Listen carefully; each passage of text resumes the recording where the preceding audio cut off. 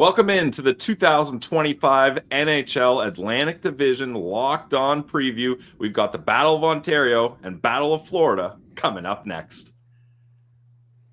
This is the Locked On Podcast Network's 2025 NHL Season Preview.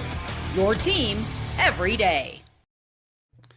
Hello, everyone, and welcome to Locked On NHL. We've got another division preview here, and this time it's the Atlantic Division, and we've got a battle of a province, Battle of Ontario, myself, Brandon Pillar for the Locked On Senators podcast, and David Morassutti with the Locked On Leafs. And then going down south, we've got the Battle of Florida with Nick Morgan on Locked On Lightning and Armando Velez with Locked On Florida Panthers. I'll start with my provincial partner here, David. You get the last laugh. The Toronto Maple Leafs beat the Ottawa Senators in the playoffs yet again as our big brother figure. Unfortunately, the Sens weren't able to pull off the full comeback. You guys almost let the Sens get back into it, but how are you feeling after a long off season? It takes a little bit of getting used to the changes that were made. Sometimes change can be a little uncomfortable, and the Leafs did go through some change, obviously. To much chagrin of some Leafs fans, I will be bringing up Mitch Marner's name right now.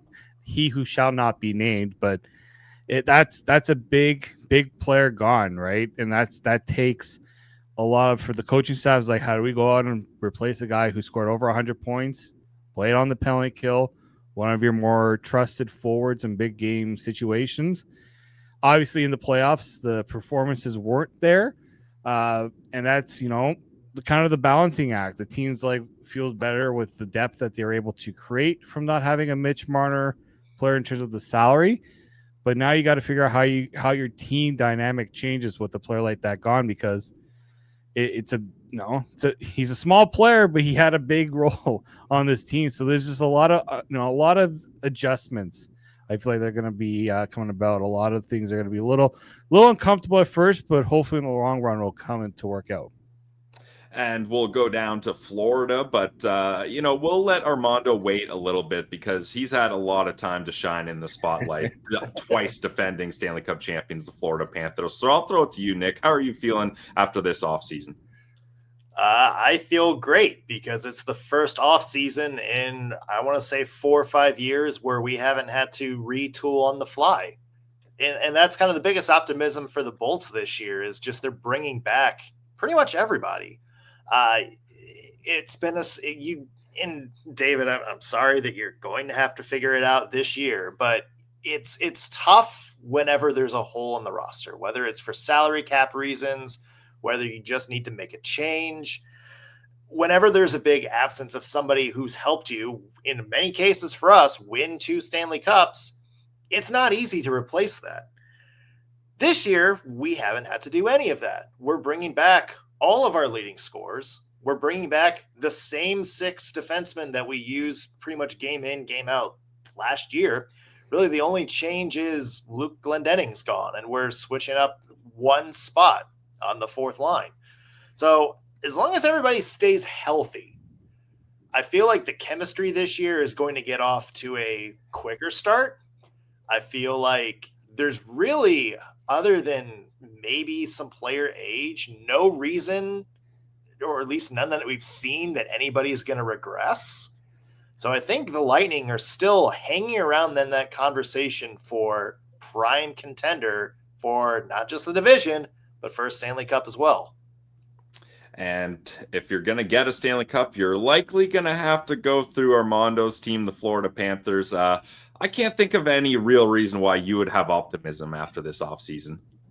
Yeah, lots of optimism, especially with Bill Zito's ability to bring the majority of the guys back, re-signing Brad Marchand, Aaron Ekblad, and Sam Bennett, especially those 3 of the free agents for the Florida Panthers who were pending after their second consecutive Stanley Cup championship. And the fact is, when you win and you have the rising cap like they did this offseason compared to what was since 2020 with COVID, it gave the Florida Panthers an opportunity to pounce and bring everybody back together. And, maybe this doesn't happen if they don't win the Stanley Cup final as convincingly as they did, setting a record for most time led in a single Stanley Cup final. But this season coming up, it doesn't mean that there won't be challenges, because Matthew Tkachuk is expected to miss time until at least December at the very earliest. Tomas Nosek is going to be missing a significant amount of time. So the Panthers will have to find a way to navigate through the schedule early on in the season. But thankfully for them, it's a very home-heavy start to the schedule. And I've discussed this many times on the show. Coming up after January, their longest homestand is no more than 3 games after January. So we'll see how the Panthers really truly navigate things with bringing everybody back together. It's gonna be really tough for them to get out of that sunny weather when they're not there. So I feel pity for them. Yeah, just hope Florida stays a tax-free state. And yeah, everybody's good.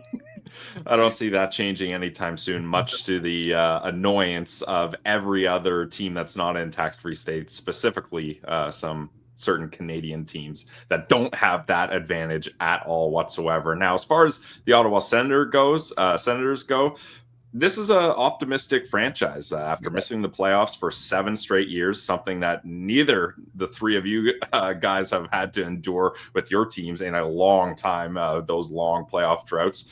The Ottawa Senators were able to punch back up against the Leafs, down 3-0. Sure, they don't make the comeback full, but they made it at least an interesting series. And it was that much needed experience for pretty much their entire team, who Brady Tkachuk, Tim Stützle, Jake Sanderson, Ridley Gregg, Shane Pinto, Thomas Chabot. I could go on and on and on about all these guys that had 0 games of NHL Stanley Cup playoff experience. Now you get 6 games under your belt. You understand more what you need, what it takes to at least be competitive in a round 1. So there's a lot of optimism in the nation's capital. And Brady Tkachuk, the leader, set the standard, being like, look, we're not going to be just content and happy to just be in the playoffs.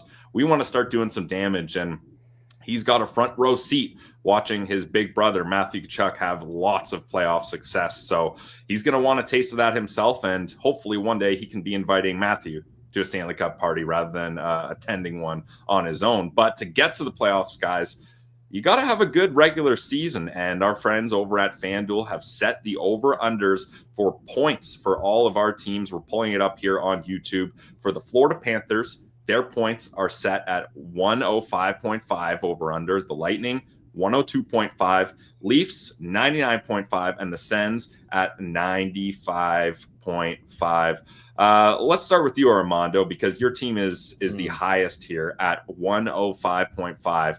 Now, sure, the Florida Panthers, they go back to the Stanley Cup final and win the Stanley Cup yet again, but they weren't the division leaders, and you would have hit the under considerably on that number if that was what it was last season with 98 points.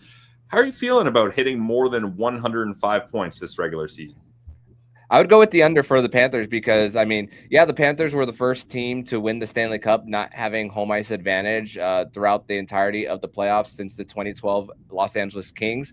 But the fact is that a lot of guys are going to be sidelined, and, Alexander Barkov never plays an 82-game season neither, so that's bound to happen for the Panthers as well. Guys are going to be stepping up into the lineup. Anton Lundell to top line center, and you never know how, and the fact is that the Panthers have a new backup goaltender. You don't know how they're going to be looking behind the Danil Tarasov starts for the Panthers neither.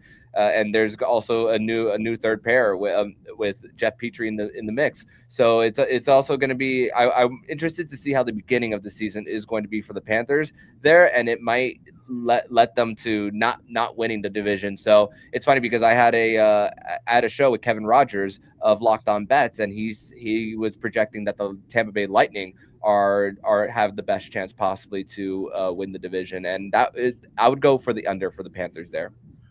All right, well, that's a good natural transition to you, Nick. Your over-under is set at 102.5. Do you agree with Armando's proposal there that the Lightning could be a division leader and that you'll surpass that point total? Thank you for making me sound less cocky when I say this, Armando. But I'm going yes, and I'm with you. I do think the Lightning are bringing everybody back. I think the way that Florida has performed these past few years has kind of made people forgot that the Lightning just won 2 Stanley Cups themselves within the past 5 years. All of their players from that team are back. They have some good young people coming up. And I think you're going to see the Lightning take advantage of some chaos in this division. I mean, like we said, we don't know how the Leafs are going to look without Marner. There's also, question marks with you, Brandon. In Ottawa, there's question marks in Montreal. I mean, there's reason to believe other teams are going to take a step back. Looking at you, Boston. I mean, there's just I think a lot of chaos around the division this year, and when that happens, I think you have to look at the team who's been here before and has performed in these situations before, and that's the Tampa Bay Lightning. So I'm going to go the over, and I agree. I would say they are a division favorite. And now let's go to last year's division winner, the Toronto Maple Leafs. David with Locked On Leafs. Your over-under is set at 99.5. So can you hit triple digits again or maybe not? That number kind of baffles me a little bit because the last time the Leafs had under 100 points in a full 82-game regular season was the first year of Austin Matthews and Mitch Marner in the league together. That's 2016, 2017. So I understand you lose Mitch Marner, but does that mean that you all of a sudden go from 108 points to maybe you get 100? Like, I still think there's good things that this Leafs team has. Goaltending being one of them. They still have a pretty good tandem. Yeah, they don't have an Andrei Vasilevsky that can steal you games each and every night. But I thought that tandem was a big reason why this Leafs team had that consistency at the top of the standings. And I would take the over on that because, they've had 111 points, 115 points. So even if they have, a few games where they, it doesn't go their way, I still think they're within the 105 to 108 point range that they were last year. So I don't know. And Austin Matthews wasn't at his best last year. Like, a healthy Austin Matthews makes such a big difference for this team. So, if you want to bet the under on the Leafs for this one, do it at your own peril. And as for the Ottawa Senators, their over-under is set at 95.5. Last year, the Sens finished with 97. I'm not going to be too crazy, too cocky here, but it's always about just getting 1% better. I know 1 point on 97 isn't exactly 1 point, not a math guy, but I'm going the Sens are going to get 98 points. So I think they're going to get that over. I don't think they'll smash it by any means, but I don't see them regressing from last year's point total of 97. So all of us are pretty optimistic here. Although, Armando, I feel like it doesn't really matter where the Florida Panthers finish. Just get to the playoffs and they can figure it out. Yeah, no doubt. Yeah. So find a way. Get healthy. All 4 of our teams were in the playoffs last season, and all 4 of us hoping to see that again. But how big were our team's off-season additions, or maybe the subtractions are more of a factor here? We'll get into that right after this break. Today's episode is brought to you by our friends over at Monarch Money. Look, most people can't name all of their financial accounts or even what they're worth, whether it's your 401ks, properties, or investments. And when you don't have the full picture, you can end up leaving money on the table. Don't do that. That's why there's Monarch Money. It's an all-in-one personal finance tool that brings your entire financial life together in one clean, easy-to-use interface on your laptop or on your phone. Monarch is built for people with busy lives. If you've put off organizing your finances, Monarch is for you. Monarch does the heavy lifting for you. You can link all your accounts in minutes, see clear data visuals, and get smart categorization of your spending, and finally feel in control of your money without ever touching a spreadsheet. Monarch's helped me maximize my investments, increase my savings rate, easily review my finances with my partner and or financial advisor, keeping a clear view of my financial health week to week and long term. So don't let financial opportunities slip through the cracks. Use code LOCKEDONNHL at monarchmoney.com in your browser for half off your first year. That's 50% off your first year at monarchmoney.com with code LOCKEDONNHL.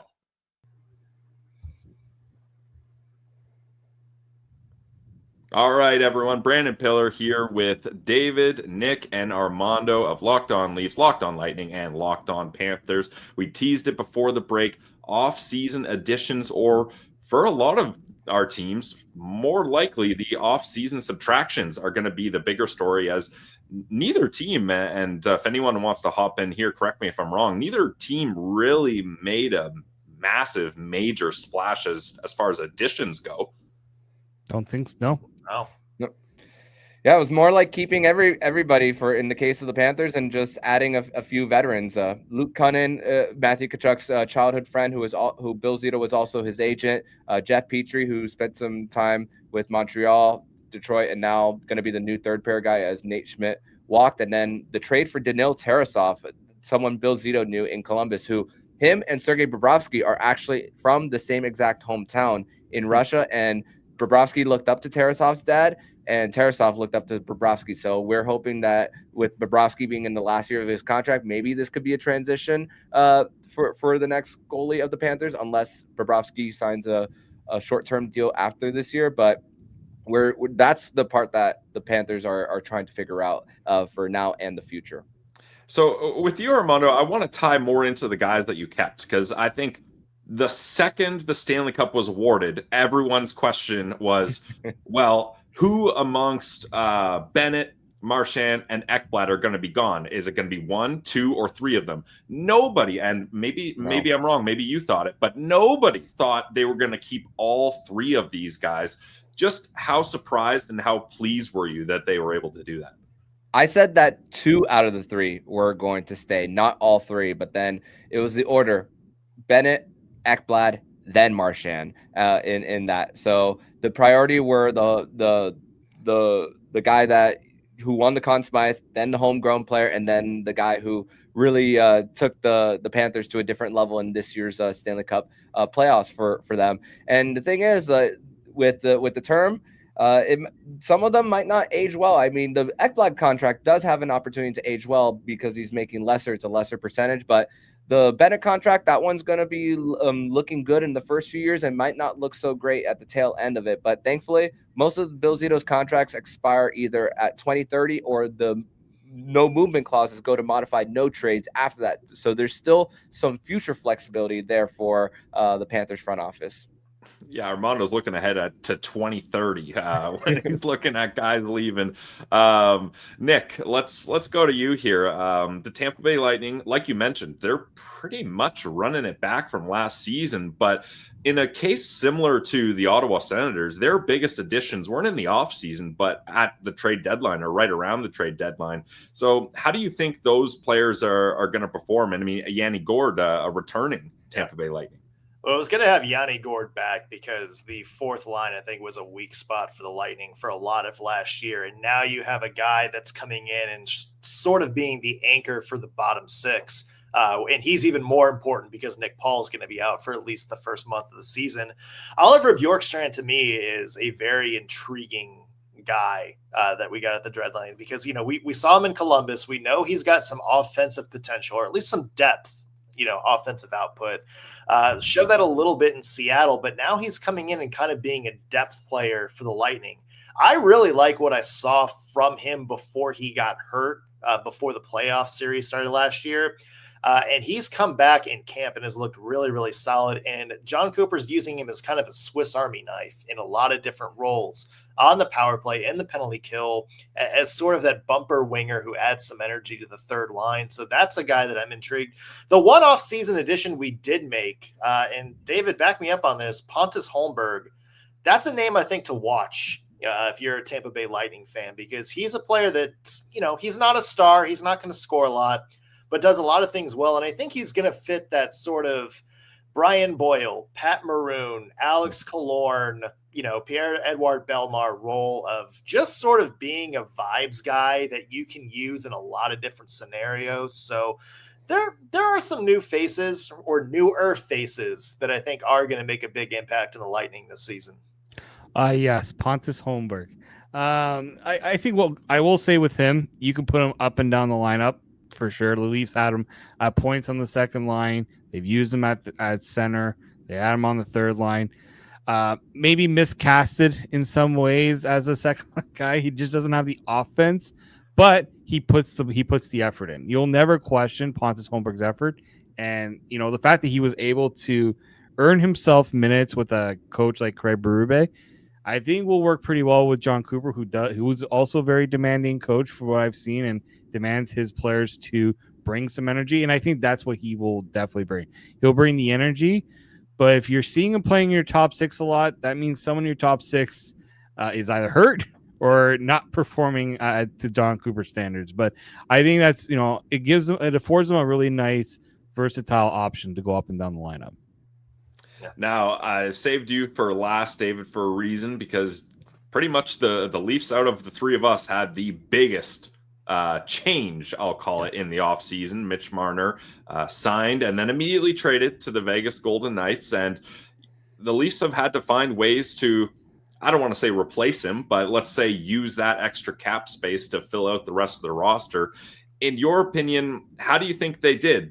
Does this team look better to you or just different? I think what they did is they took one player and they made three other players show up, right? They took Mitch Marner with the money they would have paid Mitch Marner. They brought in three other guys. Now, are they household names? Not really, right? Like Matias Michelli, somebody who fell out of favor in Utah, and you're kind of like if he fell out of favor in Utah, how's he going to do in Toronto? But they're hoping that with the opportunity to play with players that are a little bit better in Toronto, like an Austin Matthews, John Tavares, Will Nylander, it'll get him back to what he was earlier in his career and be able to produce a little more points. I look at his playmaking ability. That's where you hope that he can kind of replace some of what you lose with Marner there, somebody who can help set up goals for your top guys. And then you see the thing they got back from Mitch Marner, which is Nicola Waugh, which unfortunately for him, he's always going to be tied to that deal. But it answers one of the bigger questions that the Leafs have had is who's going to be your third line center. Like they've tried so many different things, throwing Max Domi there. He's not really a third line center. So now they can comfortably say that, from 1 to 4, they have options that are going to work out a lot better than what they would have had beforehand. And then Dakota Joshua, Leafs are usually the ones making the opposite of these trades to shed salary. They actually took on a player who, not a bad player. He's just, the Canucks were like, we really can't afford to have this player. So Leafs are like, okay, we actually can afford him. So bring him on. And they didn't really give up much to get him. And he's the exact type of player that Craig Berube needs. Physical. He's going to play, get under the skin of the opposing players. Florida, that's like the type of guy that you want to go up against a team like Florida, Ottawa, like the nastiness, right? Even Tampa has some guys who are nasty too. So, sorry. So just bringing in those three guys changes the dynamic. That's really what it comes down to. And it wasn't like big splashes, but just the little details that these guys can bring. They're hoping together can kind of replace what Marner, what you lose with Marner. And, people's like, oh, that's all they did. Well, it's also because at the trade deadline, they added Scott Lawton and Brandon Carlo, two guys who are, pretty significant additions if they were to come here in the offseason.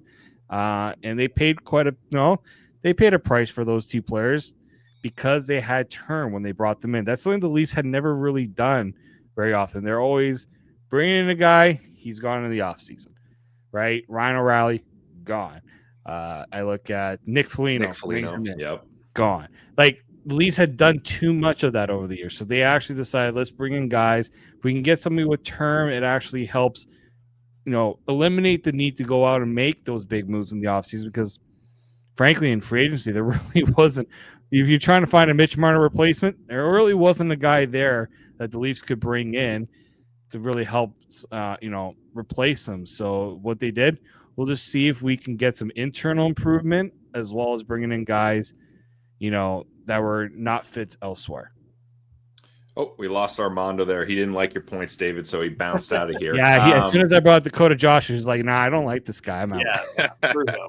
Screw Ohio State. Yeah. And here's Armando. He's back. So as you mentioned something, David, that I want to key in for the Ottawa Senators is internal growth. So many of the Ottawa Senators cornerstone franchise guys are young. And like I mentioned, they got that taste of the playoffs. And you're expecting Tim Stützle to score more goals than he did last year. If Brady Tkachuk can stay healthy, this was the first time in his career that he wasn't healthy after that Four Nations face-off tournament. He spent some time on the shelf. And then Jake Sanderson did not start out the season the way we are used to seeing Jake Sanderson. And then you bring in those trade deadline acquisitions in Dylan Cousins and Fabian Zetterlund. Dylan Cousins was able to transition pretty smoothly because he went from being a second-line center in Buffalo to being a second-line center in Ottawa. But Fabian Zetterlund struggled to fit in here. But the Ottawa Senators showed they believe in him as they extended him this offseason to a 4-year deal, and he's likely going to have a bigger role than he did initially. And if you're a Sens fan, you're underwhelmed by the big offseason splashes of Lars Eller, and Jordan Spence actually is an exciting one. He's going to be a nice boost to that decor, but overall, the big additions for the Ottawa Senators did happen at the trade deadline, kind of like the Tampa Bay Lightning, like we were talking about. Now, like I mentioned, all 4 of these teams, they made the playoffs. I would say all of them have aspirations to do more, apart from Armando.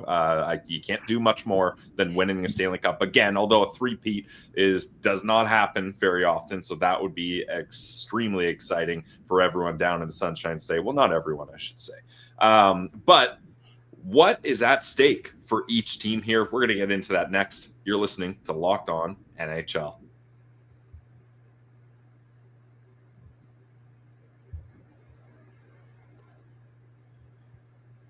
All right, back here with an Atlantic Division preview on Locked On NHL, Locked On Sens, Locked On Leafs, Locked On Panthers, and Locked On Lightning, all here representing.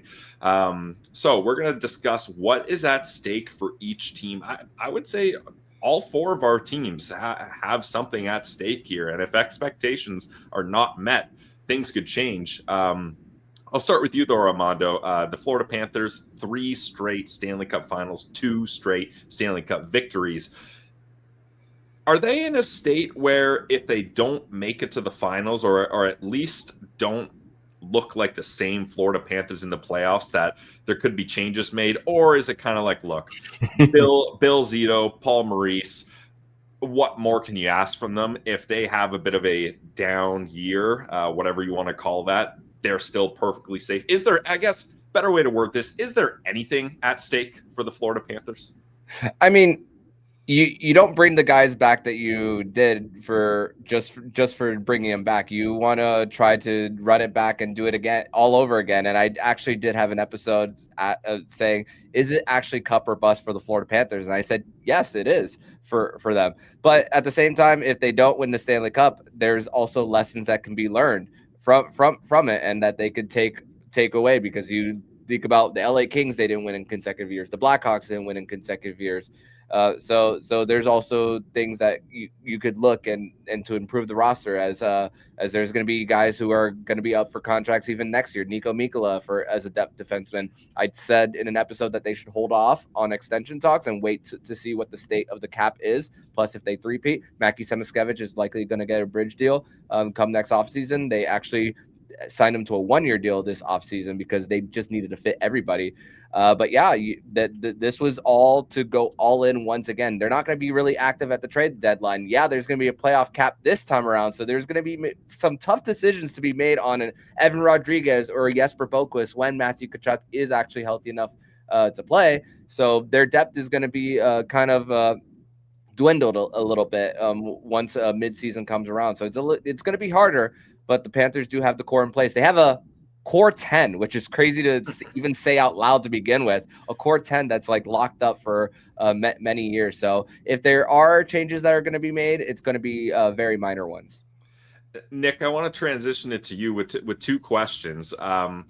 As a fan of a team that basically ran the East for quite a while and had multiple Stanley Cups in a short window of time, where do the Florida Panthers or where did the Tampa Bay Lightning rank on? Are they dynasties? Do you believe either team achieved dynasty status in their heights? And then transition that into what you believe the expectations are for the Tampa Bay Lightning.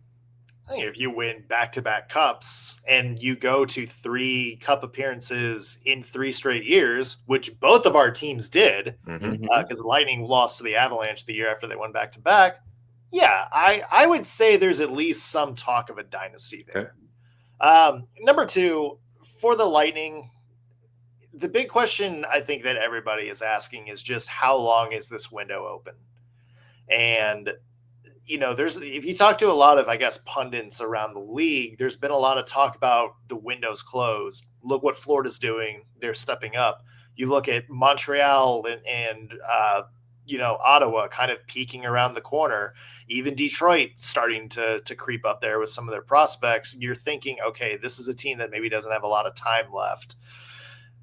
That's the biggest question, is just how much you can do in this small window you have. And look, if something happens this year, the bigger question is just going to be, how did it happen? If we missed the playoffs, was it because everybody got hurt and there just wasn't the depth there? Or is it because Victor Hedman doesn't look like Victor Hedman anymore, or Kucherov doesn't look like Kucherov? That to me is the more alarming, I guess, state of the franchise. And that's, I think, when you have to look at and say, like, okay, we might need to take some steps to build towards our future. But if we're in a state where, we look good again and we win a division title and nobody takes a step back, then yeah, I do think there's an expectation to challenge Florida and get back to the Eastern Conference Finals at the very least. Otherwise, yeah, if we crash out in the first round again, I think there might be some questions about this team moving forward. Well, David, as someone that lives in the heart of enemy territory, myself being in Collingwood, Ontario, I hear it every year. It's the Leafs' year. They finally figured it out. They're going to go all the way. Everybody that's been waiting since 1967 is finally going to be satisfied. How do you feel about the Toronto Maple Leafs? Is the change of no longer having that core 4, Armando flexed on you with the core 10, doesn't rhyme or sound as good, but the core 4 is finally over. Does that exceed expectations, being like, all right, we've changed our core, now we can finally move on from the steps that we feel we've been stuck at? Or is it like, okay, no Mitch Marner here, maybe we need to temper expectations? No, I think as long as you have the players that you have, you're expected to be at least playoffs. And like this Leafs team is not in a position to say, oh, well, we'll just get to the playoffs and see what happens. No, the expectation for all these years has been to finally end that drought. Yeah, getting one playoff series win a few years ago against Tampa, that was like the joy I had. It was like, kind of, when you look at it, it was amazing. It was an amazing feeling. And it's also like, need more guys. Like it's that constant build towards getting, when as you move on, it does get tougher. The Leafs have the horses, right? And I think it's been proven that the amount of attention spent on the core 4 has really put in a spotlight on the fact that the rest of the team just wasn't at that level that it needed to be. So I felt like what they did address that in a way, and there's going to be a need to, I think, further evaluate how that goes and how that changes. But this is a Leafs team that is all about contending. And, when you have an Austin Matthews still signed for a few years, when you still, you got Nylander, you gave a big ticket to Matthew Knies, expecting him to take a step, right? Like, this isn't a roster that's built to just make a playoff run, like make the playoffs. It's supposed to go that and more. So the expectation doesn't change. As long as you have these players around, it ain't going to change. If I could add something to that, David, do you feel the fact that because Marner is gone and the fact that it's a second year under Berube and more guys are now getting acclimated into the system, not necessarily that the pressure is off of Toronto, but do you feel that this team is so much lighter going into a season? Berube does a good job of kind of insulating that, right? He doesn't like, if you bring up core 4 to him anymore, he might snap on you. Like he might snap. Like he said he's tired of hearing that. I think they're trying to change this narrative around what this team is, the identity of what this team is, the culture of this team. I hate always saying that, but like I've truly understood what No that doubt. means now, right? And we heard after going into this year, one game away, right, to making that conference final. It's like, well, we like got to stop saying that, but at the same time, it's also like, why didn't they do it, right? Certain guys, they didn't rise to the occasion. Like Mitch Marner, as good as a player he was in the regular season, you bring up the game 5, 6, and 7 stats, and it's like just wasn't there for you, right? Your best player wasn't your best player. So you're kind of saying, okay, we're going to take that responsibility and shift it to a bunch of other guys and saying, okay, Marner's gone. You guys do not have to do it, right? And I think that's what this year is going to be all about, is building that trust throughout the lineup. It ain't going to be easy, right? But you have to trust the whole team to get the job done now. I mean, I'm sure in Ottawa, it's probably the reverse now. It's probably a lot more pressure on the stars as opposed to the whole team to elevate the centers into what they need to be. Yeah, definitely the young players feel the pressure. Brady Tkachuk, the leader, he knows he needs to find a way to not just get to the playoffs and be happy with that, but to win a playoff round. I don't think it's realistic for the Ottawa Senators to have clear Stanley Cup aspirations, but you got to do it one round at a time, and they made the playoffs. That's great. Now you got to build on that, and you got to find a way to win a round and move on, because no matter who any of our teams play in the playoffs, I think it's fair to say it's going to be a tough matchup. Like really in the East, especially in the Atlantic, with 5 of the 8 playoff teams coming from the Atlantic Division, there's really no layups as far as playoff rounds go. So it's going to be fascinating no matter how things go. The regular season is coming around the corner. Preseason is upon us. Just a couple weeks till the real deal. So all of us here are excited for our teams to get going. For myself, Brandon Pillar, for David Morassutti, for Armando Velez, and Nick Morgan, we thank you for watching this edition of Locked On NHL, the Atlantic Division Preview. And you can find all of our shows on YouTube, Apple, and Spotify. Stay tuned for the rest of the Locked On NHL Division Previews coming up later on.